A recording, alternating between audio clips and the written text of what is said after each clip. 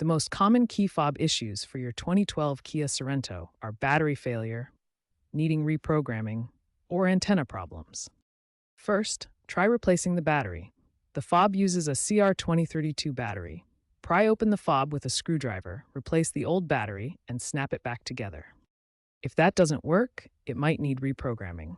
Cycle the ignition and press the lock button to sync the fob. Finally, a bad antenna can also cause issues. The fob communicates via antennas in the vehicle, so check the wiring connections. If a battery change doesn't solve the problem, try reprogramming your key fob. One method is cycling the ignition. Turn the key to the on position without starting the engine, then press the lock button.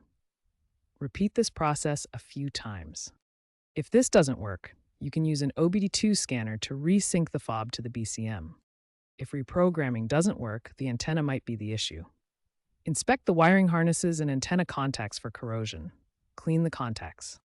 Consider replacing the antenna or BCM. DIY antenna replacement kits are available.